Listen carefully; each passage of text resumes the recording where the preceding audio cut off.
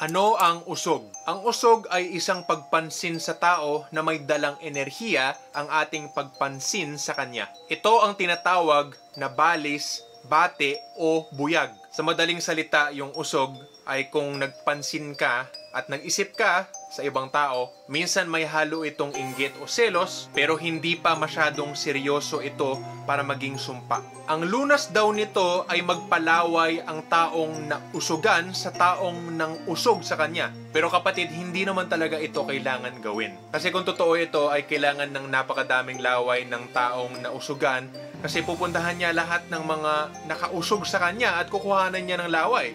Paano kung madami yung mga taong nang usog sa kanya?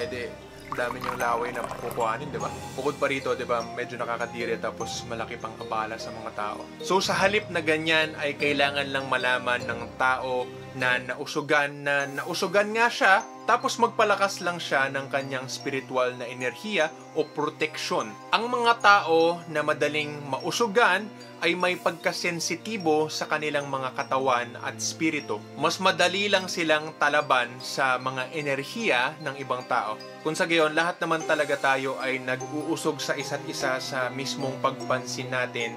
Pero may mga tao lang talaga na mas manipis, kumbaga, ang kanilang proteksyon. Kaya mas naaapektuhan sila doon sa pag-usog natin na yon. Para maprotektahan ang sarili natin sa pag-usog or mausugan tayo, ay kailangan natin sundin ang gabay sa pagdasal tapos palakasin ang ating spiritual na enerhiya sa pagpatuloy nga sa landas ng kabanalan. Tapos mas maganda ay meron tayong habak de spiritual bilang proteksyon or panangganga sa lahat ng mga spiritual na atake.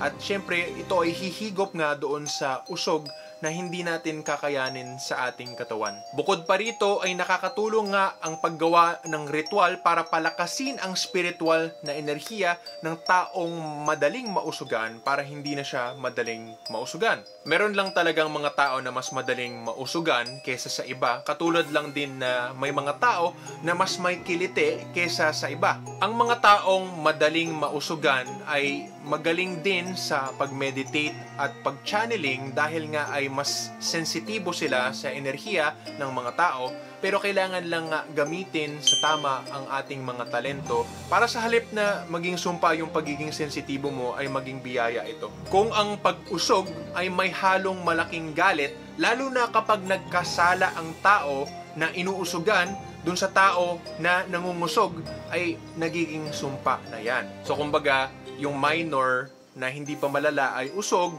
tapos kapag may matinding galit, dulot nga sa nasaktan or nagkasala ang isang tao, nagiging sumpa na ito. So balikan ko lang ha, lahat tayo ay may enerhiya kasi nga spiritual tayong nilalang lahat.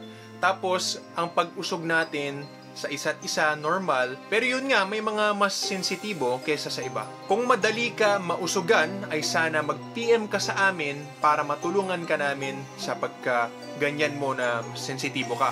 Magre-rekomenda kami ng produkto o serbisyo na makakatulong sa kalagayan mo. Makakatulong din ang pag-meditate mo sa free third eye meditation na tinuturo ko kada Sabado or every other Saturday, alternate sa mindfulness meditation, at makakatulong din yung mindfulness meditation sa'yo. Para mas maging aware ka sa sarili mong katawan at kung paano nga pumapasok yung mga enerhiya sa'yo, bukod pa nga doon sa irerekomenda namin sa'yo na ritual or habak de spiritual. Click mo lang ang link sa description or comment or mag-PM ka sa amin. Maging sensitibo tayo sa spiritual, pero protektahan din natin ang ating sarili. Maraming salamat po mga kapatid at God bless.